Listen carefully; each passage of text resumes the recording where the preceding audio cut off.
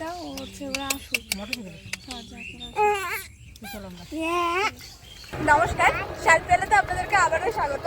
আর আজকে আমরা সপরিবার মিলে একেবারে চললাম বিকেলবেলায় ঘুরতে। আর এইটা হচ্ছে আমার সেই ছোট দুটো যারা বেড়াতে গেছিল, সে দুটো বাড়ি ফিরেছে। বড় বৌদি ছোট জন না, তারপর ওরা বাড়িতে আসছে। আর ওই যে পুচকুটা এই কদিনের চেনা মুখ। কে বাবা বলবি? আমি কে বলে? ঈশান সরকার। ঈশান সরকার ট্রাক্টর ড্রাইভার।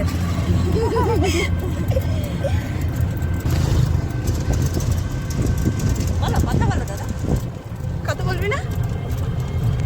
আজকে আমরা যেখানে এসে পৌঁছালাম সেটা হচ্ছে রন্টিহার ড্যাম নামে পরিচিত, কিন্তু অ্যাকচুয়াল এটা 1932 খ্রিস্টাব্দে অ্যান্ডারসন ওয়্যার হিসেবে নির্মাণ করা হয়েছিল। অ্যাকচুয়াল এটার কাজ ড্যামের মতনই, তবে ড্যামের থেকে এর জল ধরে রাখার ক্ষমতা হচ্ছে কম, এটাই এই দুটোর মধ্যে বেসিক পার্থক্য। আর আমরা যেখান দিয়ে যাচ্ছি দামোদর নদ মানে হচ্ছে প্রচুর পাথর, আর এখানে কিন্তু একটা চওড়া রাস্তা করা রয়েছে যেটার সাহায্যে আমরা প্রায় গেটের কাছে পৌঁছে যেতে সক্ষম হব।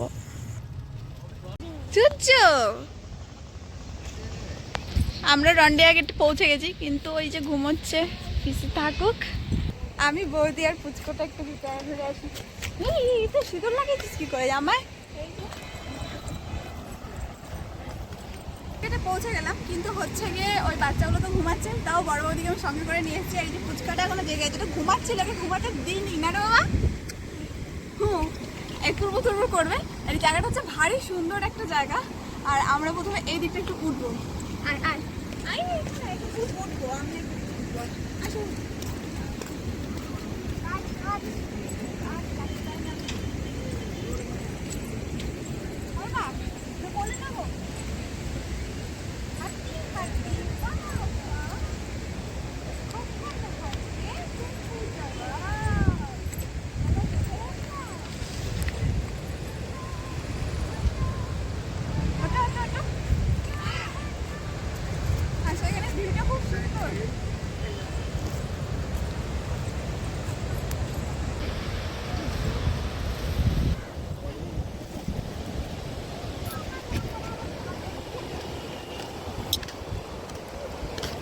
এটা হচ্ছে অ্যাকচুয়াল ড্যামটা, যেখানে জলটা পুরো বাঁধা থাকে। এখন জল কম রয়েছে, সে কারণে এতটা জল কম দেখা যাচ্ছে। কিন্তু হচ্ছে কি, যখন বর্ষাকাল পুরো খুব বর্ষা বৃষ্টি হয় তখন পুরো ভরে যায়, এবং এটা হচ্ছে ঠিক এটা উপছে গিয়ে জলটা পড়ে এদিকেও। এখন শুধু ওই দিকটা দেখা যাচ্ছে, একটু পরে যাচ্ছে ওই দিকটাতে। আর এটা হচ্ছে সেই ড্যামের গেট। ওয়াও,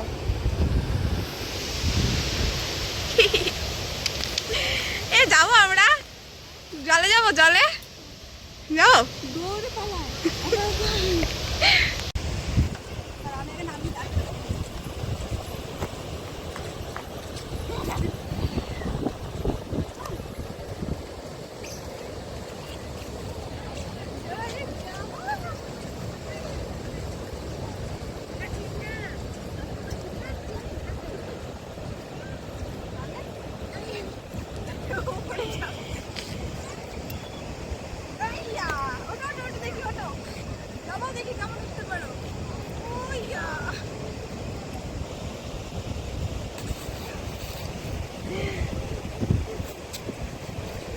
এই সাইডটা ভিজিট কমপ্লিট।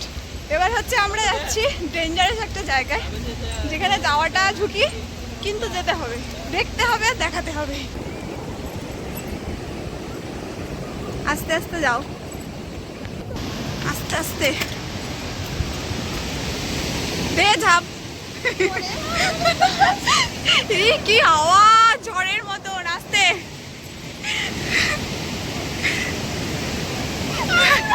পারবা তো?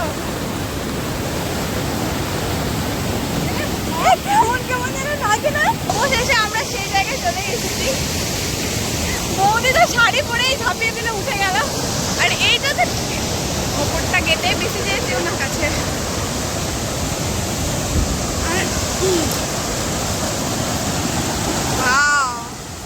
আর ফোনটা ভেসে যাস না। এই জল দেখতে দেখতে মনে পড়ে গেল আমি প্রথমেই একটা বেসিক পার্থক্য বলেছিলাম ড্যাম আর অ্যান্ডারসন ওয়্যারের মধ্যে, সেটা একটু সম্পূর্ণ করে বলে ফেলি। ড্যাম মানে হচ্ছে পুরো জলটাকে ধরে রাখতে সক্ষম হয়, আর ওয়্যারের মাধ্যমে কিন্তু সেটা হয় না। আমি একটু আগেই দেখাচ্ছিলাম যে যখন অতিরিক্ত জল হয় বা জলোচ্ছ্বাস হয় তখন কিন্তু ওই ব্যারিকেডের ওপর দিয়ে জল ছাপিয়ে পুরো রাস্তার ওপর দিয়ে জল প্রবাহিত হতে থাকে। এটাই হচ্ছে এই দুটোর মধ্যে পার্থক্য। এই রন্ডিয়া ড্যামের কিন্তু সৌন্দর্যটা প্রত্যেকটা ওয়েদারে এক এক রকম হয়ে থাকে। যেমন গ্রীষ্মের সময় অনেক জল কম থাকে, তখন কিন্তু এই যে আমরা জলোচ্ছ্বাসটা দেখছি এত দেখতে পাবো না। এর ওপরে যে পাথরগুলো দেওয়ার আছে এই পাথরগুলো দিয়ে আমরা এপার থেকে ওপারে চলে যেতে পারি, বা সাইকেল নিয়েও অনেক সময় অনেকে পারাপার হন। তো আমরা প্রথমে উঠেই একটু বসে নিলাম, কারণ মাথাটা একটু চক্কর দেয়। তো কিছুক্ষণ সময় নিলাম, মানে অভ্যস্ত হয়ে নিলাম জায়গাটার সঙ্গে, ব্যাপারটার সঙ্গে। দেন তারপরে আমরা এটার ওপর দিয়ে হাঁটছি, এটার ওপর দিয়ে যায়। তো দেখে দেখে যেতে হবে, নয়তো ইট পাথর রয়েছে, আবার লেগে পড়ে যেতেও পারি ডিপ করে। বেশ অসম্ভব ভয়ঙ্কর, মানে জল আমাদের জীবন, আবার জল কত ভয়ঙ্কর হতে পারে।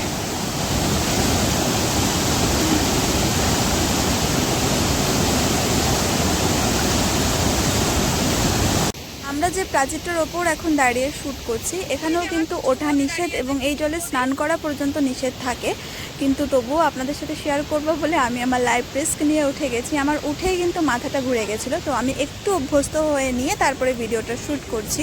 আর অনেক ট্যুরিস্ট কিন্তু এখানে এসে তাদের প্রাণনাশ পর্যন্ত হয়েছে, প্রায় বছরই সেটা শোনা যায়। মাছ দেখতে পেলাম, তাই ননদকে দেখে দেখে আসলাম মাছ দেখার জন্য, কিন্তু মাছ নেই, মাছ দেখতে পাবে না। এখান থেকে মাছগুলো যায় বলেই ওই দূরে কিন্তু জাল দেওয়া রয়েছে, যেখানে গিয়ে মাছগুলো লাগে। আমরা এতক্ষণ এই ওপরটায় ছিলাম, এরপরে যে নিচের ভিউটা আসছে সেটা একটু দেখাই।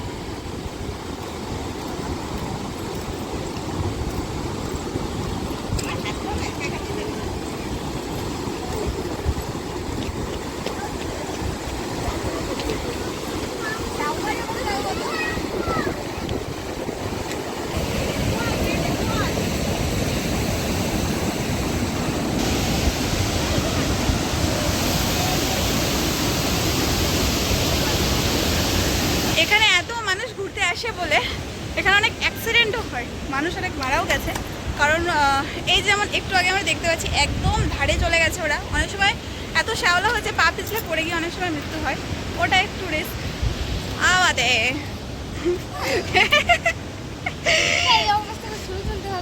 কুর্তি বদি এটা তুমি ভালো লাগছে, দেখ কাজল পড়েছে আবার, কইলে পিপি পিপি টাটা টাটা, চলো।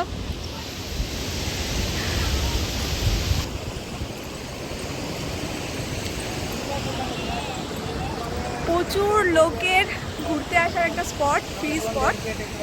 আর এটা ঠিক ওই অপোজিটটাতে আপনার কি আছে, পার্ক আছে, অ্যাকচুয়াল পিকনিক স্পটও। মানে শীতের সময় প্রচুর পিকনিক হয়, সেই জন্য জায়গাটা ভারী সুন্দর।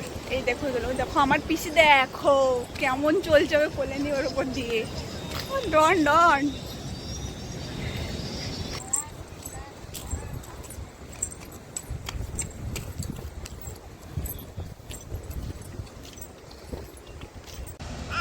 দূর ছাড়া ওকে,